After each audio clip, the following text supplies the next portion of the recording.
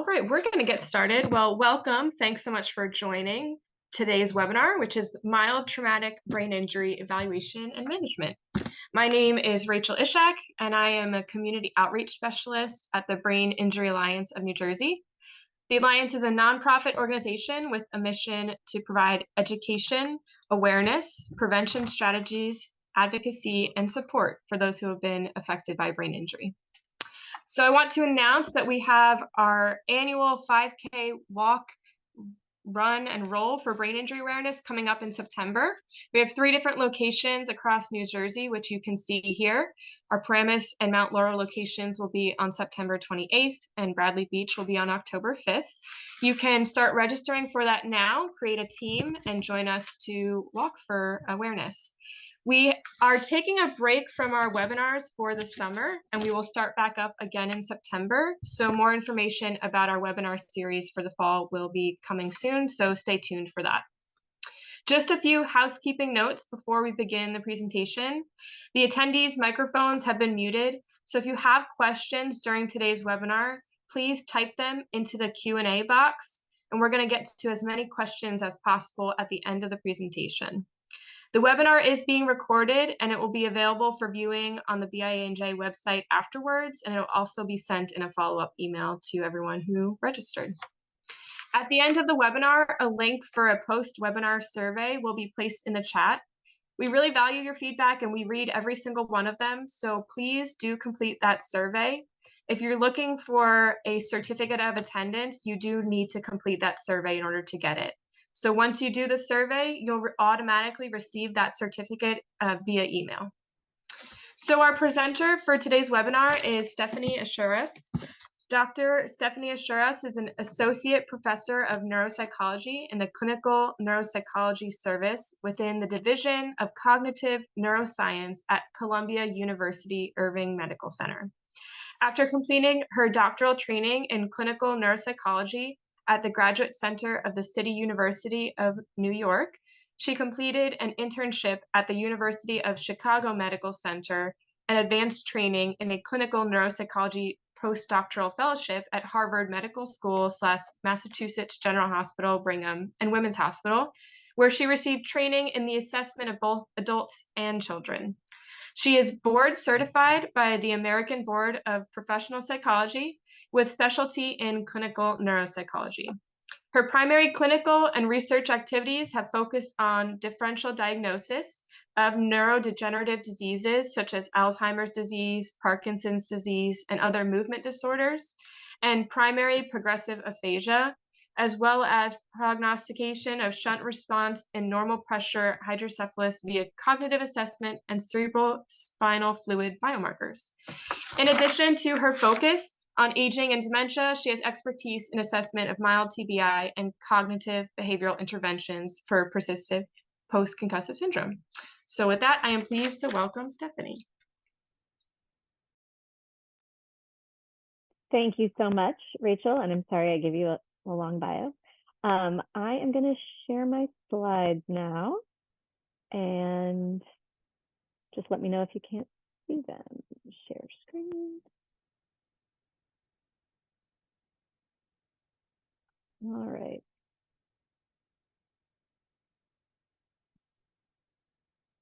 Of course, I tested this out before, and I had no problem sharing my screen, and now I can't. I apologize. One quick second.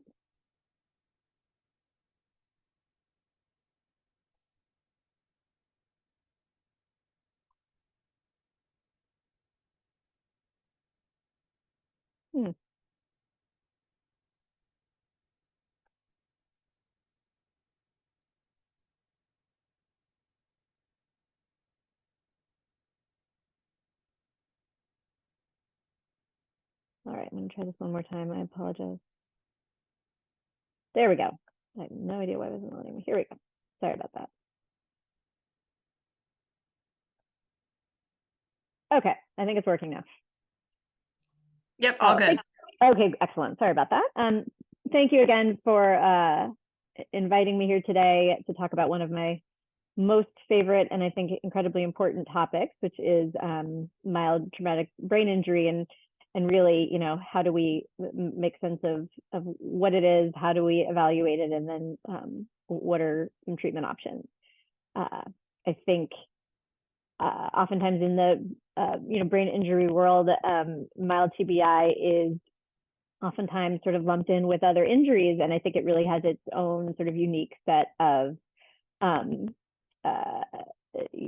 aside from having its own set of diagnostic criteria, it has its own set of sort of important needs and ways that patients need to be addressed. So just a quick overview of what I'll be doing. So I do get into a little bit of background about, what is mild TBI, because I think identifying what it is actually one of the really challenging things. And that's, I think, critical. Diagnosis can be so critical in terms of getting someone into the right type of treatment. And that has been kind of historically challenging with mild TBI. So we'll talk a little bit about that background, what it actually is, how we make a diagnosis, and then talking about course of recovery and how we evaluate it is really critical, because it impacts how one responds to treatment. So we'll talk a little bit about that, and then what treatment can look like from a neuropsychological perspective. So neuropsychology just really meaning kind of the cognitive and behavioral pieces of this. I won't get into the sort of the PT or OT or other types of interventions, but specifically neuropsychological. And then we'll definitely have time for questions. I talk incredibly fast, as you can maybe already tell. So just to start us off, looking at this sort of oversimplified chart of how we classify traumatic brain injury, and just to make it clear that we're talking about a mild TBI. So I think one of the simplest ways to think about it when we're talking about, differentiating between mild, moderate, and severe is to look at these criteria. And so the sort of major features of an injury, things like how long you've lost consciousness, how alert one is at sort of the scene of the injury, and then how long you may have difficulty, or one may have difficulty forming new memories. So that's what the post-traumatic amnesia is. And it's pretty broad, meaning that one can be classified as having a mild TBI if they've had no loss of consciousness, or up to being out for 30 minutes. In the same way, one can remember maybe everything leading up to the accident and everything right after, up to not remembering anything 24 hours after the injury. So it's quite broad. What's fascinating, though, is knowing that whether or not you've lost consciousness for 0 minutes or 29 doesn't necessarily change outcomes that much in terms of what we would predict for recovery, which is a good thing. But just to make this distinction between moderate and severe, which has which is a greater level of severity, obviously, and can also involve some focal injury. So just quickly, mild TBI, or excuse me, TBI in general, majority of these cases result from accidents, assault, falls, many per year, as you might imagine. Highest rates being in youngest and oldest, typically thinking about falls in older adults, more risk-taking behaviors in younger adults. But the majority of them are mild traumatic brain injuries. And this number is probably way bigger than we think it is, because so many individuals with a mild TBI never present for medical care because of the natural course of recovery. So the number is probably bigger than we think. So there used to be, the numbers used to suggest that those with persisting symptoms, so they're not recovering as quickly as we would hope, let's say, that was up to 20% of mild TBI cases. And what we know now in some really well-designed, enormous studies is that it really, from a neurological perspective, there's only about 5% of individuals who have persisting neurological symptoms after a mild TBI, which again is really great news in terms of what we expect for recovery. Just one thing I just wanted to note here is the term I'm using. So I'm using the term mild TBI, but mild TBI and concussion are interchangeable. They're referring to the same thing. I think often people use the term mild TBI to suggest greater severity than concussion, but from a medical perspective, they mean the same thing. But I am using the term mild TBI throughout the course of this talk. So there used to be levels of severity for concussion. That also is now not really how we describe a type of concussion. So the idea of a mild, moderate to severe descriptors works for TBI, but not for concussion. So, for example, loss of consciousness or no loss of consciousness doesn't change the severity necessarily of the TBI. However, multiple TBIs, which we'll talk about in a little bit, may change what we consider in terms of recovery and persisting symptoms. So what is it? That's, that it's a descriptive term, but we do have criteria for what this actually, what comprises a mild TBI. So there's a few different diagnostic criteria based on who you're talking to, but essentially it requires some sort of external force that causes an acute brain injury or alteration in functioning. And the reason I say external force is, and not just a strike to the head, is because you can also get a mild TBI from rotational force. So I think that one example we see is in sports, let's say, and someone takes a hit, or even you could argue in a let's say a motor vehicle accident, and even if their head didn't directly take the hit, the rotational force of their head turning, that external force can cause this level of injury. And we'll talk about what is the level of external force that's required for that. But essentially, you have this force, you have an alteration in brain functioning in some way. So you can get hit really hard in the head, but if you didn't experience some sort of alteration, it is technically it would not be a mild TBI. So that can be anything from feeling confused. It could just be loss of balance. It might be a loss of consciousness. It might be trouble forming new memories. And then what's critical, though, is that this can't be due to something else at the time. So, for example, intoxication, psychological trauma, other things that could cause an alteration in your functioning acutely at the time of an accident. And that can be really hard to distinguish, especially when we are talking about things like traumatic accidents or assaults. And so just to give you a few examples of what alterations in brain functioning, what that means. So like I said, it can mean you're feeling foggy. It can mean you're disoriented. Maybe you are repeating yourself. Maybe you're having trouble getting the words out. And then more physical changes or physiological symptoms and signs like weakness on one side, a change in vision, balance difficulties. And again, just to keep in mind that there are other factors that can be associated with an injury that can lead to these symptoms, whether it's acute pain, if you're given medication on the scene of an accident, let's say, the effects of that. So it's really critical to understand what is actually causing this alteration, to understand, is this due to the mild TBI or something else? I put this here because oftentimes, not often, but many times there's assumptions that are made about whether or not a particular hit met the threshold of the sort of force needed that would be sufficient to cause a mild TBI. Because we're not talking about a focal injury. And it's interesting to think about the equivalence of this. So, for example, the other day I hit my head taking my kid to the playground, and it hurt quite badly. And I remember stopping for a moment and thinking, how bad did I hit my head? And recognizing and sort of going back to the fact that there is a threshold that needs to be met in order to create these sort of cellular level changes that happen with mild TBI. And so that is equivalent to, driving your car 25 miles an hour against a brick wall.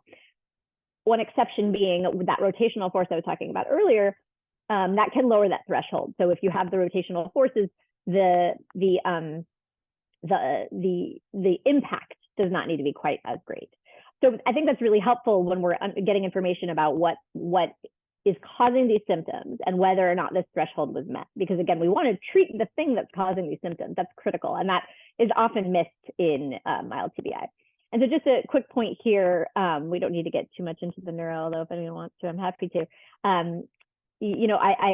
I've had patients talk about, pain in a particular side of their head, which is, very common in an injury, but that is not neurological in that that is usually an external injury. So there's mild TBI is not a focal injury. It's a transient dysfunction of on a cellular level that's caused by the force. So it's happening everywhere. It's sort of this energy crisis, and the effort that it's taking to sort of return to homeostasis is causing a lot of the symptoms like sensitivity to stimuli and brain fog and fatigue and disrupted sleep. So again, we don't expect to ever see a focal injury that persists with a mild TBI, which again is really helpful in terms of understanding what can we predict with recovery? What do we expect? If we start to see focal symptoms, we're out of the mild TBI category. And then we need to start thinking about other things that are contributing to that, or is there a bleed or a contusion or something more focal that would put us in the moderate to severe TBI categories. So we talked about the criteria about brain dysfunction and the force, but what are the actual symptoms? So the most common things that we tend to see are headache, balance changes, cognitive changes, and sensitivity to light and sound. And the cognitive changes, that's my area, which we'll talk a little bit more about. It tends to be things like trouble focusing, trouble with short-term memory. Those two things are very, very much linked. But oftentimes people describe having trouble getting the words out, as you might know. So, which is, although these sound like separate areas of cognition, they really do have an underlying sort of commonality.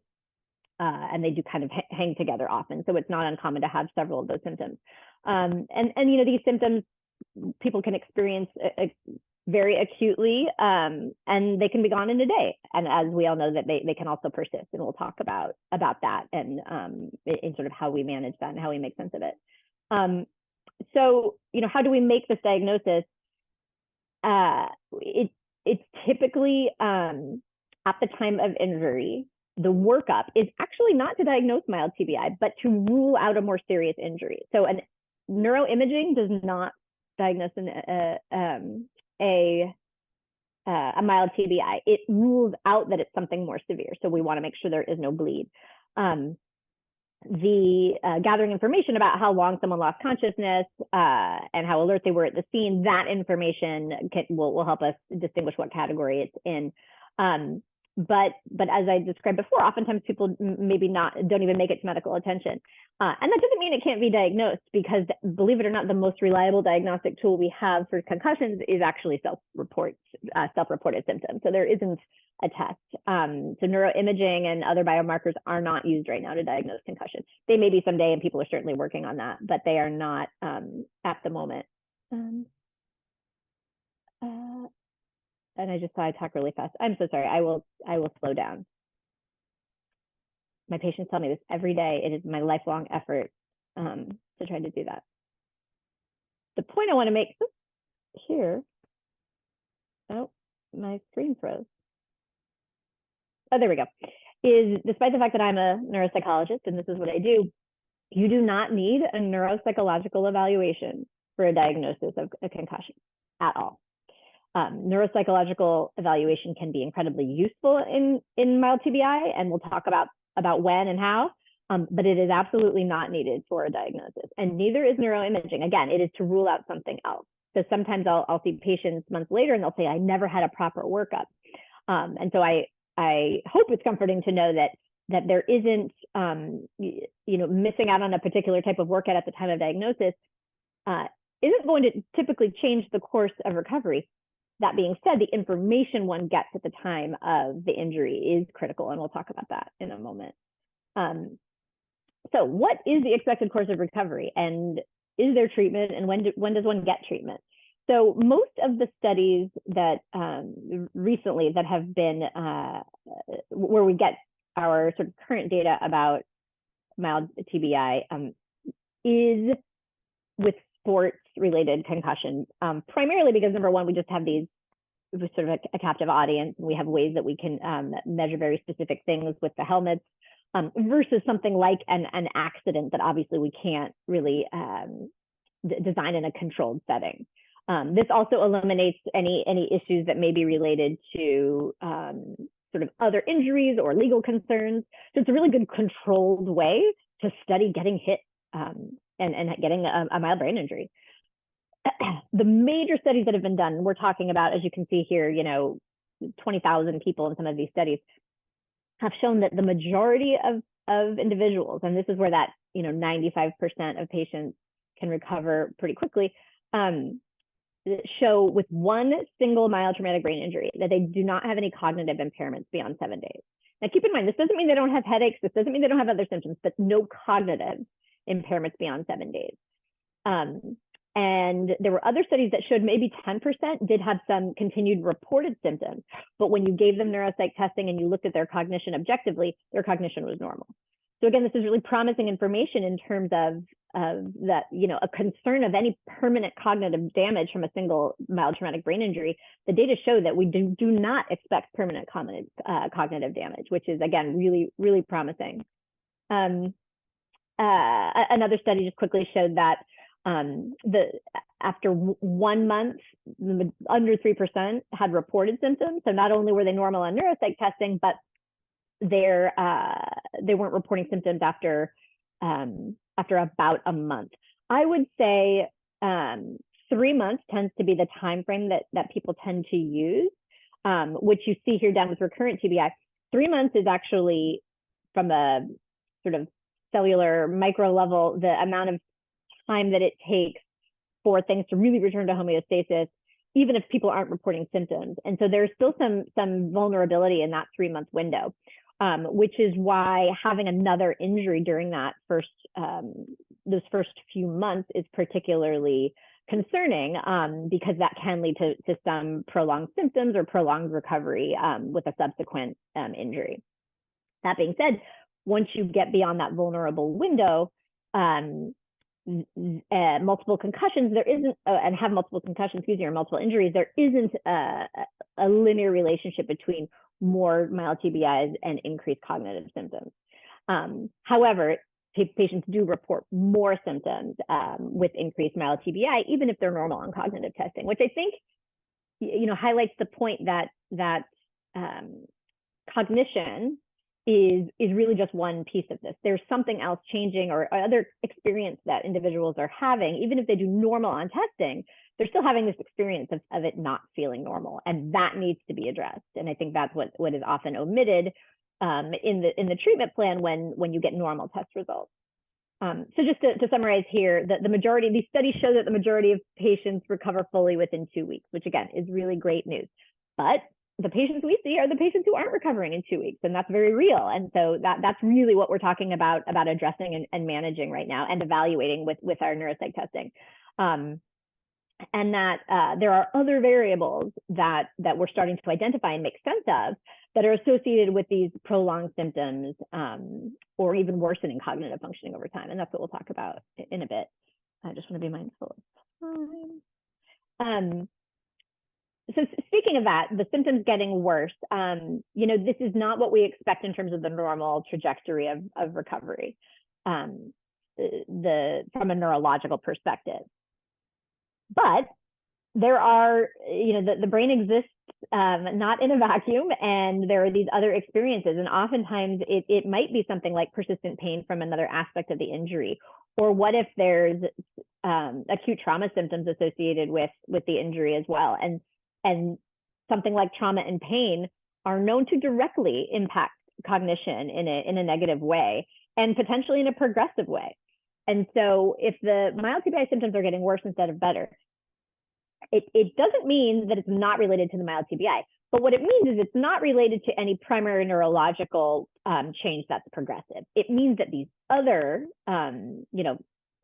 medical or physiological experiences are causing some of these symptoms, and that those should be addressed. There are, some instances where you want to be mindful of the possibility of a slow bleed, and so that's something that can occur over time, and that older adults are a higher risk for that. And sometimes that's why there will be some follow up with medical care in a week or two. But it's at this point, if TBI symptoms are getting worse, and if cognition is part of that, that's often when neuropsychological evaluation comes into play. Now it's time to say, okay, what's going on from a cognitive, behavioral, environmental perspective? And that's much more valuable than doing any sort of neuropsych testing acutely. So in those first few days, or even first few weeks, I expect if I give you a cognitive test, it might not be that great. And that's not going to tell us anything about your recovery later. It's after a few weeks or a month, if you're having persisting symptoms or worsening, that's when neuropsych becomes really valuable. And some of the reasons are to understand, what's causing the symptoms, because we evaluate a lot of things beyond just cognition. So what other variables are at play here? But also, it can be really helpful to confirm normal cognitive functioning. It can be really difficult to be objective after having an injury and after having an acute change to know, is it back to normal? Is there anything that has permanently changed? And to get that confirmation through objective testing can be really useful. So what do we do in a neuropsych exam? That's what people often want to know. I certainly didn't know until I was in graduate school. I didn't know what a neuropsych exam was. So as I said before, it's usually administered not in the acute phase of things at all. And it involves really two parts. A clinical interview, which can be quite lengthy. So usually we spend a lot more time than your doctor getting your history. We really get into your symptoms, but we also want to know a lot about you before the injury, because we understand that there are certain variables that increase one's risk for prolonged symptoms. So for example, if I have a patient with a history of migraine headaches, that should be a variable considered in terms of how they're recovering from that concussion. Not because they've had any sort of greater brain damage from the injury, but because of their experience of symptoms. It's going to be different. So we spend a lot of time talking about other variables in their life. And then the second part is the interactive testing, which is, paper pencil tests, mostly question answer, some computerized tests. Back in the day, and there are still places if you do it this way, there, testing would last 6 to 8 hours, sometimes over several days. We've learned that we don't need to do that to get the information that we need. So now evaluations tend to be much briefer, around 3 hours, including that interview. One exception is if someone is in school and we need to do additional academic testing, if someone's interested in, or we think that they could benefit from accommodations on exams or other assistance in school, it requires additional testing.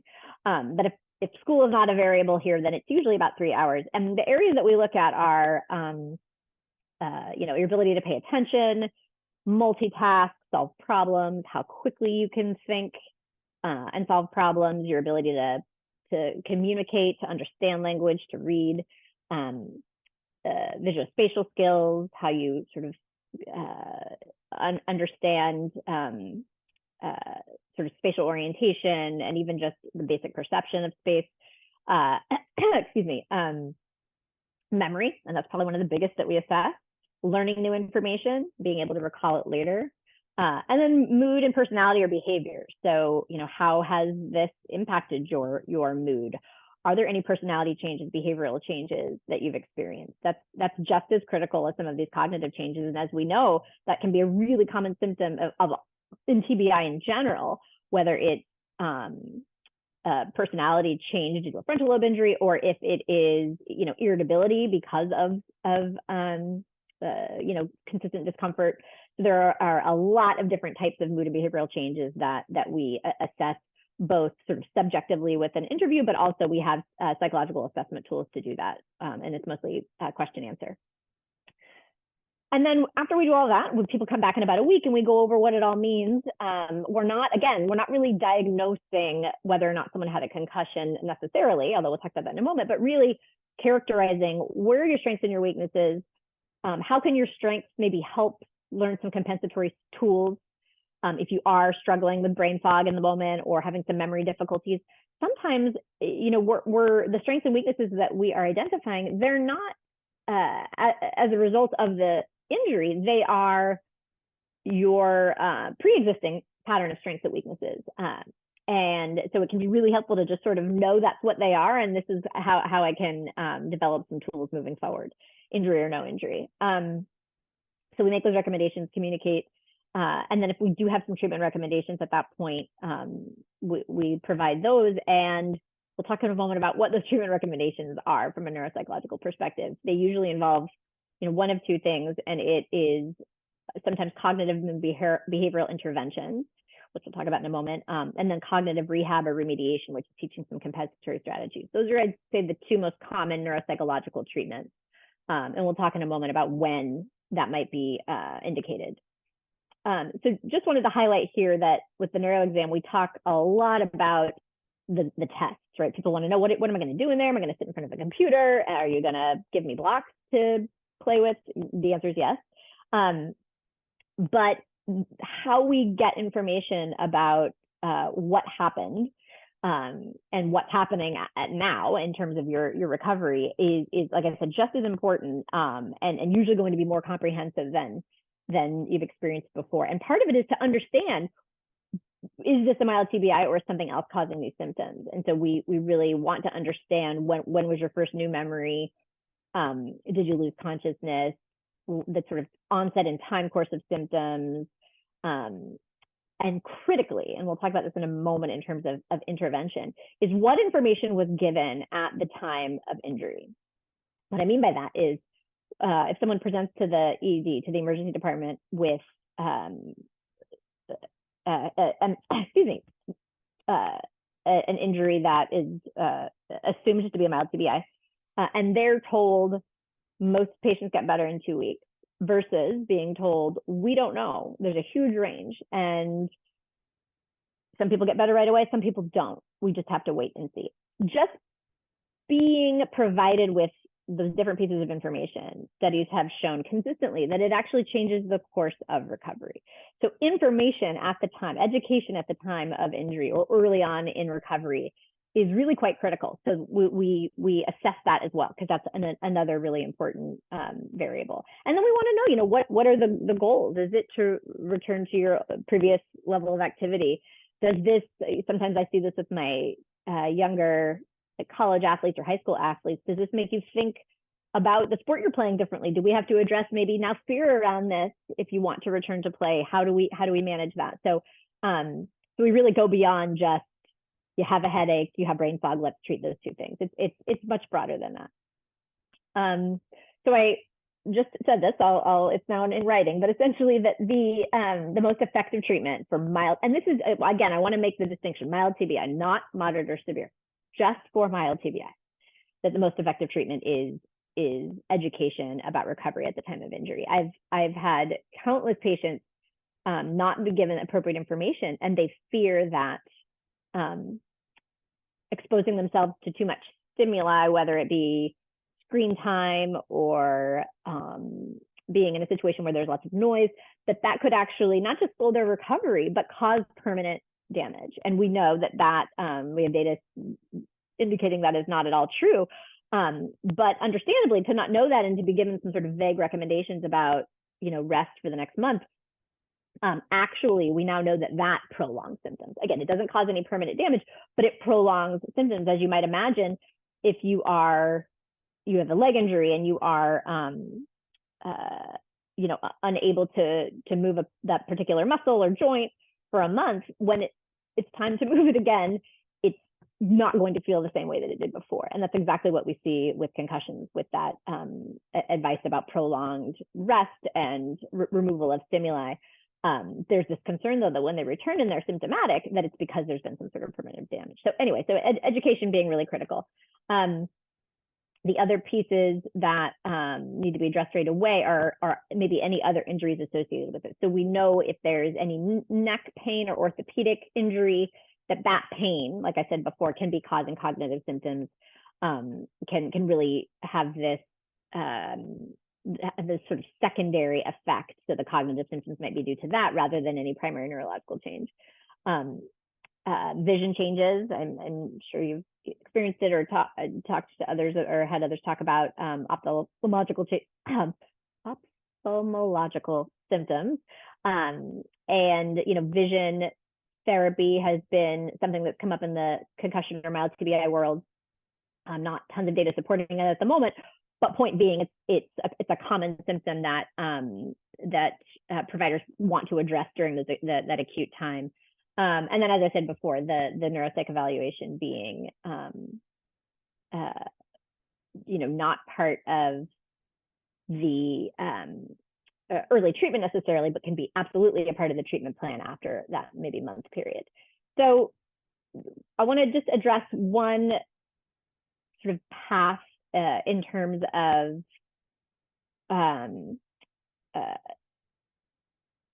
recovery and a subset of symptoms that can be really responsive to treatment. And so that you all may have heard the phrase post-concussion syndrome. And I know I was using the term mild TBI, but this term has been used to describe symptoms beyond 3 months for the individuals who have had a mild TBI.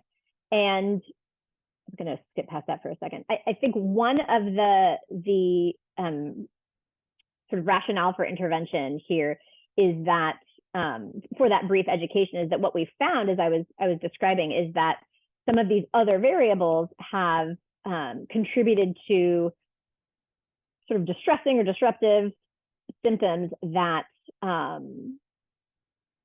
result in kind of hypervigilance or maybe misinterpretation of symptoms that are not related to the mild TBI, and that really contributes to this persisting symptom. So once we've maybe gotten past this early education window, the next stage would really be what we call cognitive behavioral therapy. So if you think about having an injury, think about whether, again, it's chronic pain for some other reason or mild TBI, regardless, you the way that you view yourself in the world when you're experiencing those symptoms is certainly going to be different. And how can that be addressed? So no, it isn't a pill, and no, it's not necessarily a skills training or an exercise, but it's really addressing.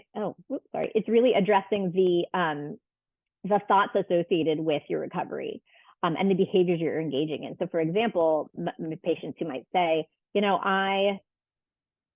I don't think that I can perform it the way that I used to, or I'm scared that I'm not going to again, and really making sense of what information do we have to support that? What information do we have to potentially challenge that? Finding out that because one has a fear about not being able to integrate back into their life in a typical way, they've really limited their typical activities, and maybe limiting those typical activities, whether it's physical activity or intellectual, social engagement, that limiting that is actually the thing contributing to those symptoms. So that's what this therapy does. And it's usually a weekly treatment. It can sometimes it's 8 weeks, 12 weeks. Sometimes people do it more long-term, but it really shifts. It focuses on addressing some of the cognitions and behaviors that are associated with what often feels like this new life after an injury. And it's shown to be really quite effective. I think that embedded in that too can be, I mentioned the cognitive remediation or cognitive rehab, where people are saying, I am not able to remember things in the same way, and I have to look at my phone notes more than I used to, and I don't like doing that. So embedded in that can be some strategies, some effective strategies to help. What is the best way to take notes? What are some things I can do every day to sort of add some external strategies to help my cognition and my memory? And that can be really helpful if it's embedded in CBT. Interestingly, what we have found is that separate cognitive rehab, so just saying you're going to go do skills training and play computer games all day and try to strengthen your cognition, that actually is less effective in isolation than doing it embedded in this idea of cognitive behavioral therapy that really helps understand your sort of overall beliefs about your experience and your engagement in the world. So we've found that that's sort of the best treatment. So if I would say that we recommend this kind of treatment for the majority of patients who are continuing to have symptoms beyond 3 months. And so actually I wanted to leave it, I'm trying to be good about time. Oh, I think I have a little more time than I thought.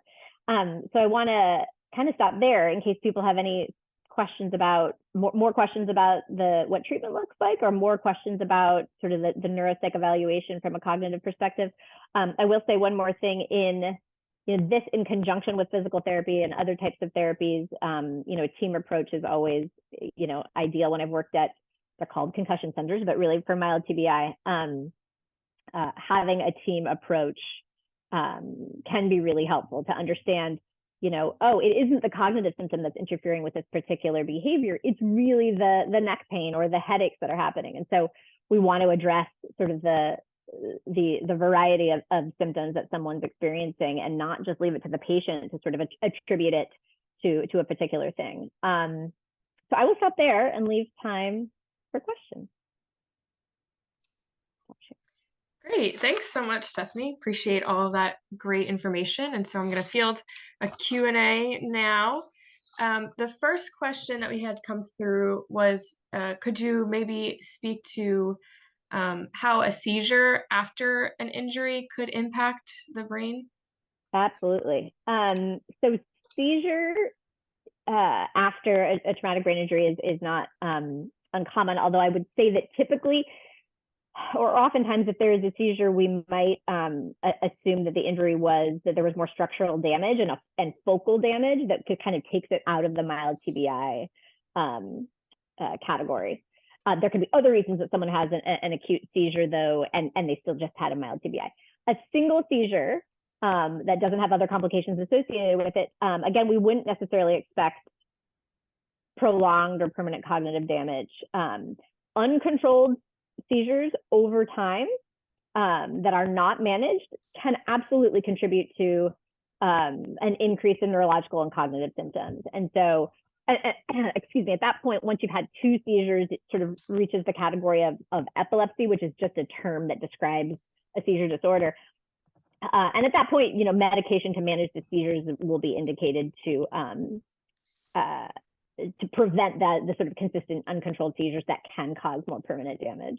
So then the question is, depending on the location of the seizure focus, you can see specific cognitive symptoms associated with where it is, but again, just a single seizure after an injury, that alone would significantly increase any risk of cognitive symptoms. Great, thank you.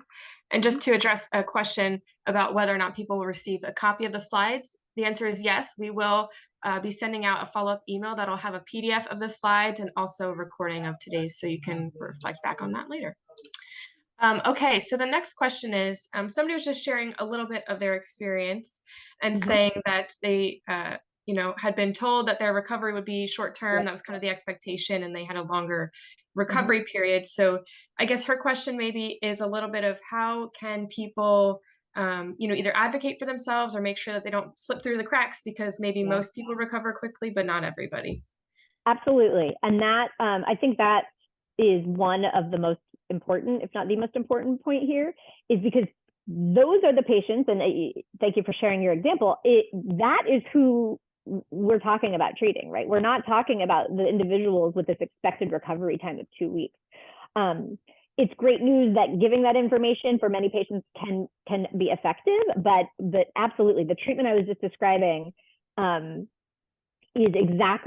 for the patients that are continuing to have those symptoms.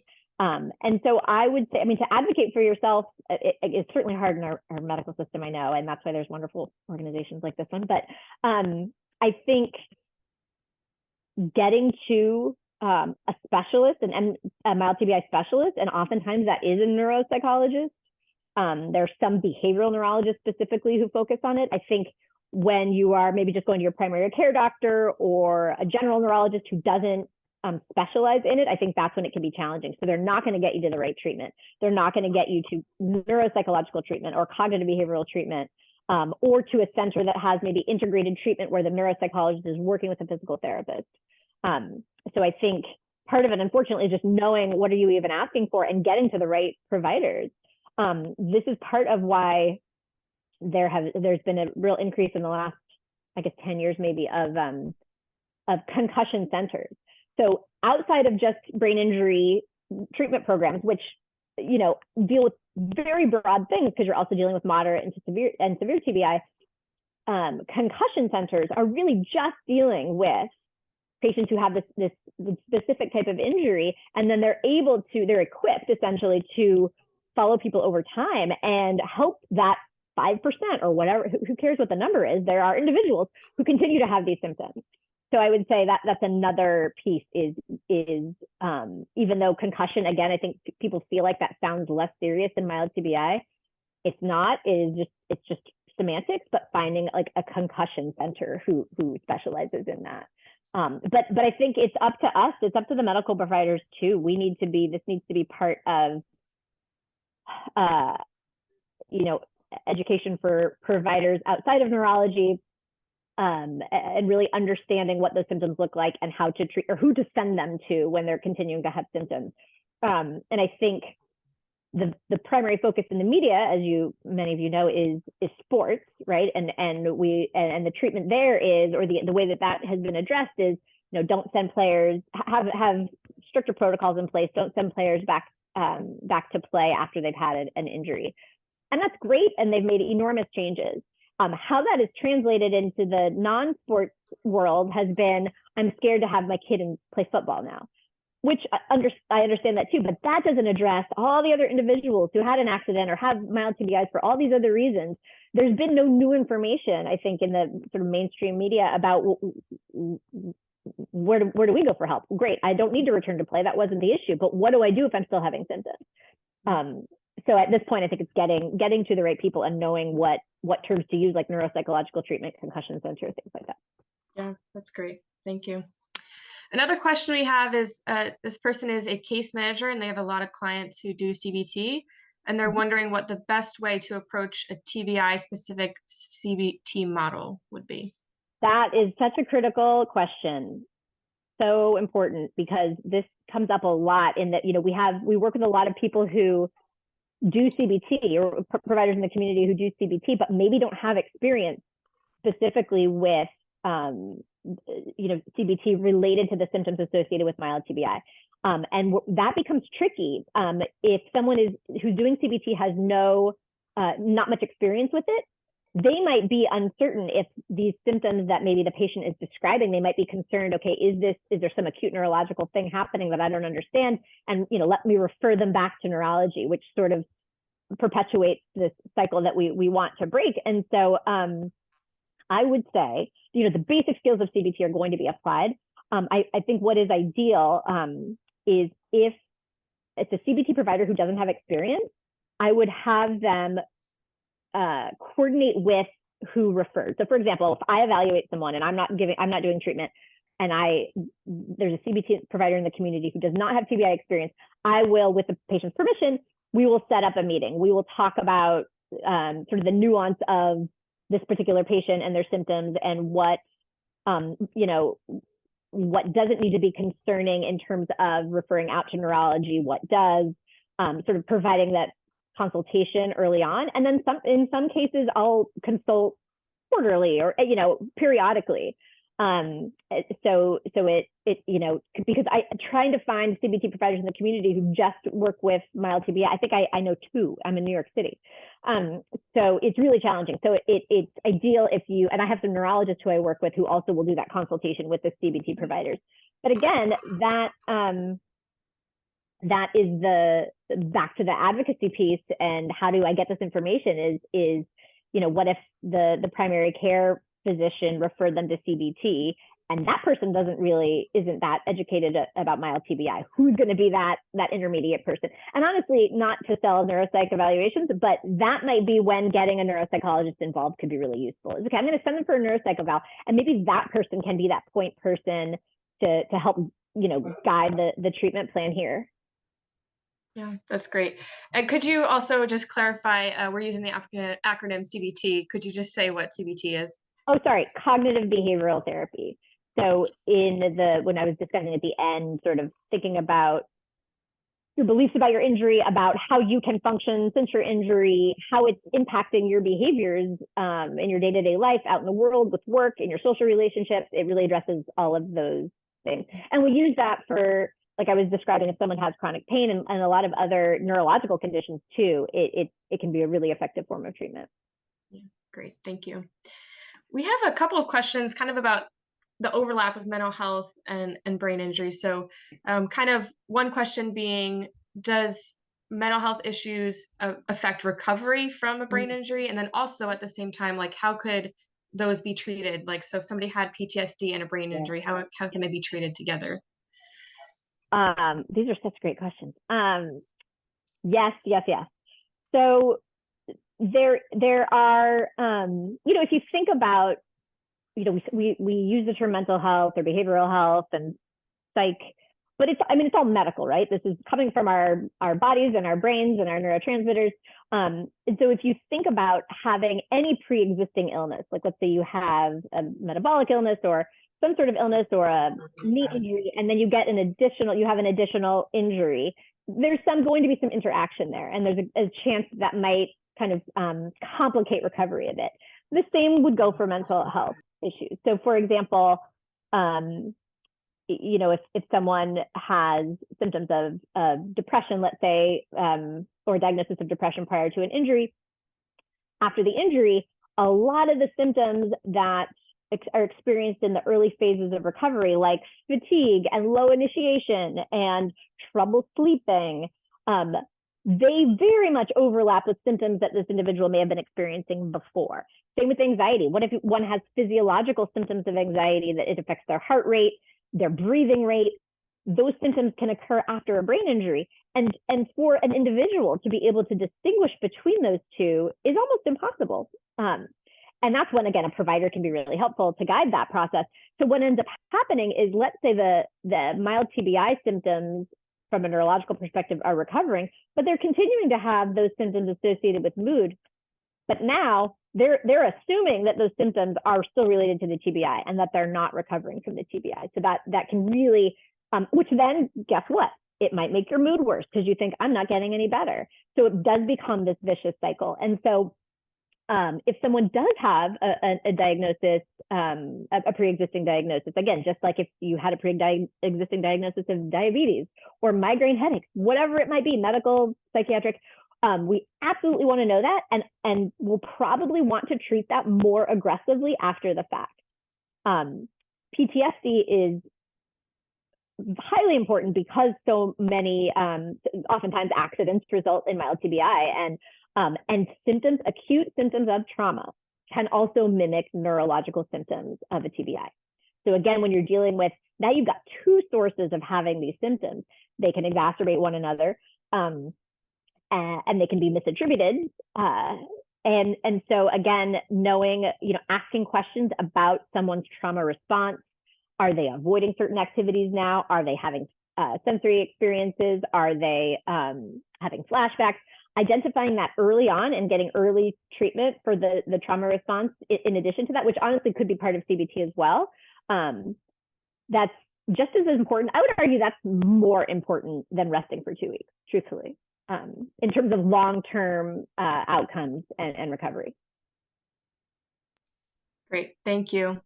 Another question we have is, you mentioned that cognitive rehab is contraindicated in mild TBI. Is there a timeline when it would be more appropriate, or in more severe injuries outside of mild TBI? Yes. So I say this as someone who does cognitive rehab. I've worked in rehab. Cognitive remediation can be such an amazing tool. The issue with early mild TBI and cognitive rehab is that a lot of cognitive remediation, if it's just pure cognitive rehab, is focused on, okay, now we're going to, really monitor every time you were having trouble paying attention or every time you forgot something. And so sometimes it can result in people becoming more aware of what were essentially normal lapses that they were experiencing every day. Every day I would have to search for my iPhone because I didn't know where I put it. And now there's this hypervigilance because they're supposed to monitor everything, especially if they're now out of work and they're, not engaged socially. The focus can become problematic and end up resulting in sort of higher anxiety about normal cognitive lapses. So that's why early on, pure cognitive remediation is contraindicated. Like I was saying though earlier, and I probably said it too fast, is that embedded into cognitive behavioral therapy, I think it can be effective at any time. So again, an example might be someone saying, I'm avoiding doing this particular task because I'm having such difficulty and I keep forgetting it, but I just don't want to do it anymore. So one of the CBT approaches might be to address the avoidance, and there's lots of techniques to do that. But at the same time, they're going to teach you some skills to help you be able to do that activity. So maybe it's going to the grocery store and you never have the list in the right place and you always forget a specific thing. And they will teach you the skill to make that task easier while also addressing some of the behavioral elements of not wanting to avoid it. So I thank you for bringing that up, because you're right. My slide said contraindicated, and only contraindicated if it's in isolation and leading to hypervigilance and misattribution of symptoms. But otherwise, embedded into treatment, learning those skills can be so helpful. In fact, I run a cognitive remediation group that is we just teach individuals who have very mild cognitive difficulties, just really helpful day-to-day strategies. So no, that's all for it. Doing a bunch of games and skills training and Lumosity and those things. I mean, if you like them, do them. They're not going to improve your cognition in your day-to-day life. Thank you for clarifying that. Yes. Yeah. Also, just to the audience, we did put the link to the survey in the chat, so feel free to complete that before you hop off. We're just going to wrap up the next couple minutes with some other questions that we have here. So our next question is, what drives instruction with a cognitive therapist? Is it the neurological evaluations or new assessments? I heard what drives, and I'm sorry, my sound went out. What drives what did you say? The instruction that a cognitive therapist might be giving. Is it neurological evaluations, assessments? Oh God, like how do we get to that recommendation? Yeah, like I guess whatever the cognitive therapist is doing with the patient, like how are they tailoring those things to the patient? What data are they going off of, I guess? Got it. Primarily not the initial evaluation is, like I said, usually done by a neuropsychologist or someone who's assessing all the cognitive and behavioral and physiological symptoms.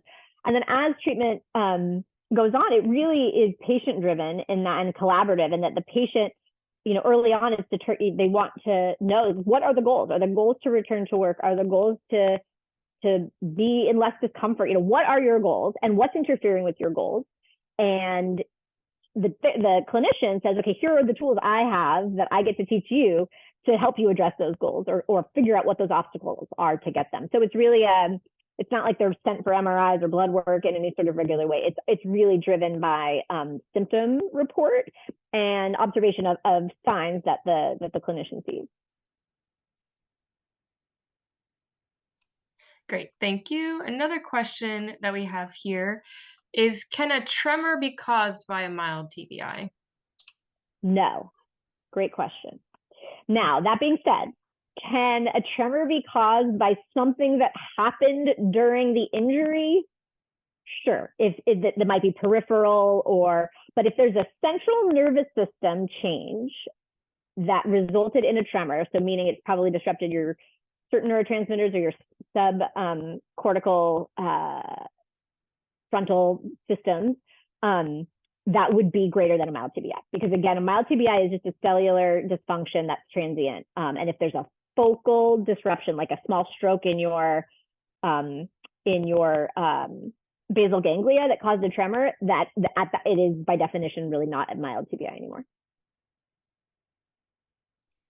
Got it. Thank you. I'm just going to select two last questions here before we wrap up, even though we have a couple more. The first one is, with cognitive therapy, is it like a long-term thing? Is it constant, consistent? How long would somebody be going through that? Could you speak to that a little bit? Sure. So it's really variable. So there are protocols, very specific manualized treatments, just like with physical therapy, right? You go for 6 weeks of strengthening these muscles around your knee, whatever. Same with CBT. It can be very structured, very manualized, 8 to 12 weeks. I'd say that's the common time frame, 8 to 12 weeks. And I have seen patients for shorter periods of time. Again, it depends on the goals. Maybe one of the goals with my patients was returning to work. Maybe one of them was tolerating this increase in activity that was feeling like it was taking longer than they wanted to every time they got their heart rate up, things like that. I've done it in 4 weeks, 6 weeks. There are others that, if let's say we're dealing with a lot of interactive variables, so pre-existing health conditions, maybe pre-existing mood, maybe PTSD associated with an injury, with the accident, it could be long-term. It could be a year. It could be 2. It could be what the individual needs. The third option would be you have some short-term treatment, and then, later on you realize, I'm falling back into some habits, or I'm getting headaches again, and I'm wondering if it's due to the concussion or not, and I want to remember some of those skills that we went over before. So you go back for some booster sessions. So it's absolutely tailored to the patient, but I would argue that the way it was designed would be to be about 2 to 3 months. Thank you. And we'll just have one last question here because we're running a little over time. Much more fun than my talk. I could answer questions all day. We love it. We appreciate it. So the question is, when mild TBI has progressive symptoms, does the diagnosis change to become a moderate TBI or something else? Great question. No, that yes, but not to moderate. Unless it would change to, let's say, moderate if there was like a slow bleed or some neurological dysfunction that wasn't initially identified, and then we identify it later. The only other change in diagnosis would be not change, but you'd be given the additional diagnosis of post-concussion syndrome. Again, the concussion word is no good, but post mild TBI syndrome. It literally means you have a syndrome, which is a set of symptoms and signs. Symptoms just being what you're reporting, signs being maybe what we're observing, that is persisting. It's prolonged, but it cannot, by definition, change categories unless there's sort of a new finding, a new neurological finding. Now, that being said, do we think that there may be a subset of people who had some sort of pre-existing neurological or physiological process that then was triggered by a head injury? Of course, that's possible. It's just incredibly rare, and that's usually not the thing causing the persisting symptoms. Understood. Thank you so much for clarifying. I know we have a couple more questions in the chat, but we're a little bit over on time. So if you would like to get an answer to that question, please email me. I just put my email address in the chat, and I will, send them over to Stephanie, and she can provide some guidance. Please. Yeah, no, I'm happy to. I'm sorry, I should have talked less so we could answer more questions, because I think this is the real part that is important. So thank you. No worries. Yeah, thank you so much. And everybody, again, please fill out that survey if you're able to. It just helps us know how to continue making these better. So thank you so much. And thank you again, Stephanie, for all that wonderful information, all your answers to those questions. We really appreciate it. And we hope to see everybody at our walk and our seminar and our different webinars in the fall. So this concludes today's webinar. Thanks for coming. Thanks so much. Bye-bye.